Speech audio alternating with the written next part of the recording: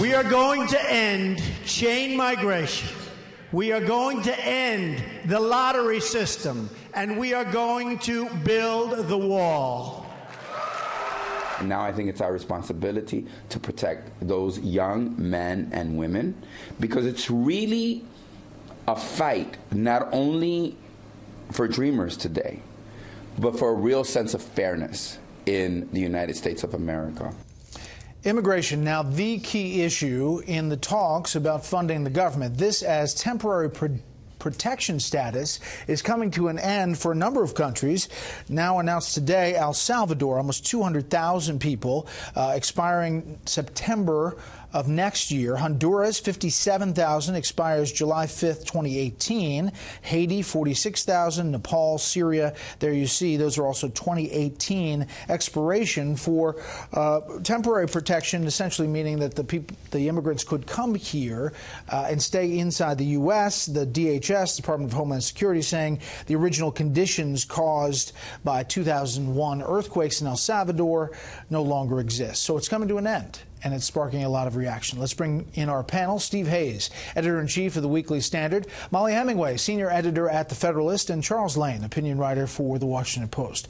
Let's start, Steve, with this TPS, temporary protection status. The administration is saying, hey, listen, it's over. El Salvador can take the people back. For different lawmakers, they're saying, well, wait a second.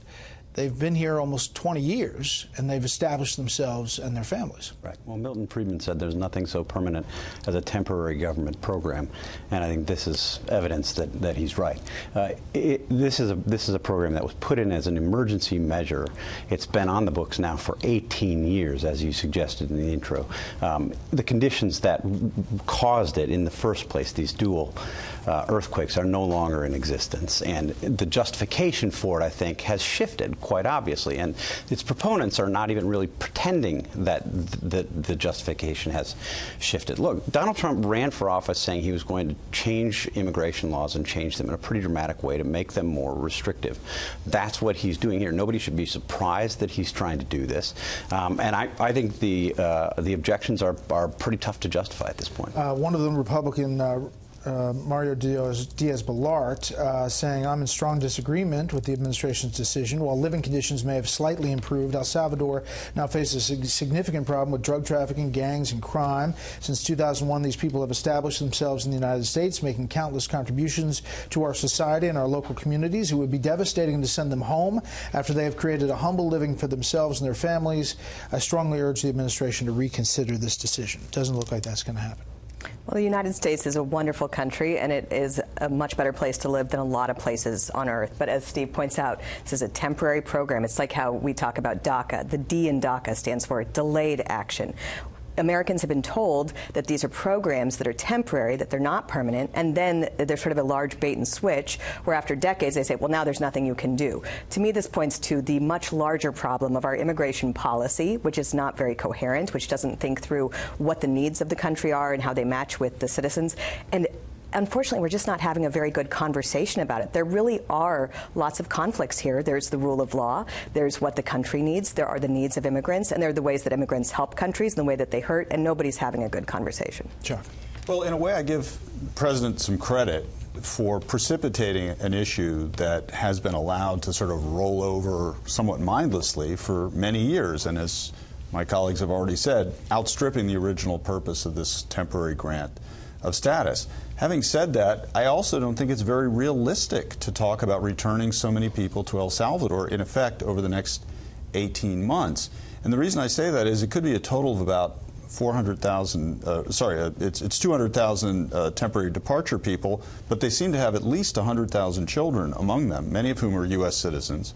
That's a big problem in and of itself, and I suspect a lot of them are going to attempt to stay here some other way. They're going to try to get a legal status, and a lot of them will just stay illegally if they can't find a legal means. So what I hope is going to come out of this is that, in effect, sort of like he tried to do with DACA, the President's put Congress on notice. They've got 18 months to come up with something permanent that makes sense for these folks. And I would say to Representative Diaz-Balart, that's your That's your job. Right.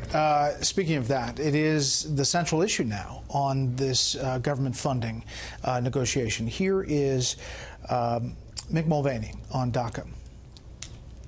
There is $1.6 billion in the request for this year. That's the 2018 funding bill that we have to take up before the end of January. There's about $18 billion to finish the southern border security. The president is absolutely committed to having that as part of a larger DACA agreement. So it's really two pieces, $1.6 billion for some money for some wall this year, and then a larger agreement for the entire wall, for the entire border security package as part of DACA. Can Democrats, Steve, get to a place where they don't give President Trump a win, they give him some security, they kind of punt the issue down the road a little bit about the wall, and they somehow come up with an agreement? Well, Democrats are deeply divided on this. I mean, you've got the progressive left that doesn't want to even have this conversation, and I think you've got more pragmatic Democrats that are willing to try to find some solution. And, you know, it's a good guess as to who's going to win that debate. I think that the most likely outcome is that the give will be in how we define wall. What does a wall mean? It's not going to be a permanent structure that spans the 2,000 miles of the southern border. It will be a combination of cyber defenses and fences and the existing wall or the existing border protections, which cover some 654 miles of the 2,000 already, and that will be the give. I mean, that's where I think is that good enough for the president's base? And after a campaign of Mexico is going to pay for the wall, we're going to get the wall.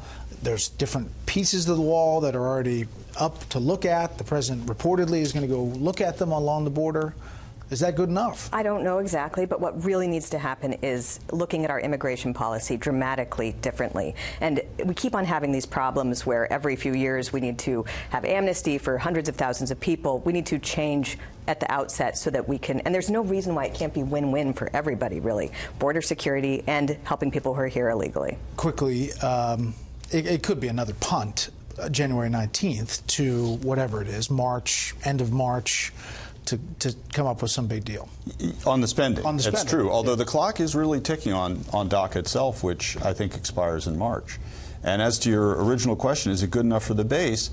It can be if the president finds a way to pitch it that way, and he can already claim that illegal crossings in Mexico are way down in his presidency. He could declare victory himself, but I think he is very fixated on that physical wall. And Mexico is not paying for the wall. Mexico is not paying for the wall. Or an invisible wall.